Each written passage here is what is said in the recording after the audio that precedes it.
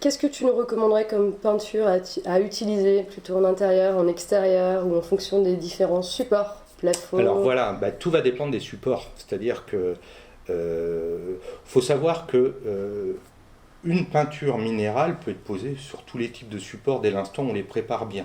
Hein. Une peinture à la chaux ou un enduit à la chaux, enfin là on parle de peinture, mais elle a besoin, parce que techniquement elle a besoin de pouvoir s'accrocher au support, mais qu'on puisse poser une peinture à la chaux en intérieur, c'est pas gênant du tout, hein, comme en extérieur, pour peu qu'on ait un primaire qui permette justement à la chaux de bien s'accrocher au support, un primaire granité par exemple.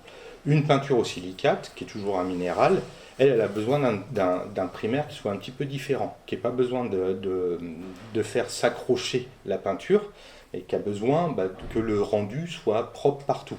Voilà, Uniforme. uniforme. Une peinture à l'huile, il y a deux cas de figure. Quand on est en extérieur, une peinture à l'huile, quand elle est vraiment qu'à l'huile, hein, c'est-à-dire qu'elle n'est pas en émulsion à l'eau ou autre, elle peut être difficilement posée sur autre chose que sur du bois ou du métal. Hein. Tout simplement parce que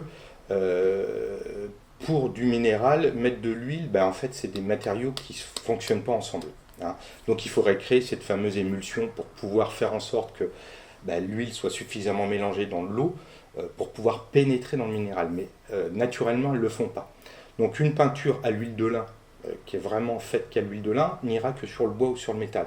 Une peinture avec des mélanges d'huile en phase aqueuse, elle peut aller sur tous les types de supports en extérieur. En intérieur, de la même manière, en fait, aujourd'hui, on peut trouver des peintures naturelles qui vont dans toutes les pièces, que ce soit du sol au plafond, globalement, que ce soit une cuisine, une salle de bain. Pourquoi ? Parce que souvent, elles sont aussi respirantes. C'est-à-dire que une salle de bain ou une cuisine, il va y avoir beaucoup de vapeur. Et donc, la vapeur va être admise par la peinture, que ce soit du minéral ou du végétal, du reste, et puis elle ne va pas rester dans la peinture. Une fois que la vapeur est froide, elle redescend tranquillement. Donc il n'y a pas de risque d'abîmer le support, il n'y a pas de risque que la peinture se décolle par exemple, ou qu'elle jaunisse, dès l'instant où le support reste respirant, hein, perspirant. Voilà. C'est pareil pour l'extérieur. La grosse différence entre une peinture naturelle, là pour le coup j'emploie le terme, et puis une peinture plus conventionnelle, d'ailleurs il y a beaucoup de gens qui le voient sur leur support, que ce soit des volets, du bois, c'est beaucoup plus visible sur du bois, c'est qu'une peinture, elle s'écaille quand elle est conventionnelle. C'est des phénomènes qu'on ne trouve pas avec des peintures naturelles. Pourquoi ? Parce que leur composition fait que, soit pour le silicate, par exemple, quand elles sèchent, hein, elles font vraiment corps avec le support, et donc il faut que le support casse pour que la peinture, le film, casse.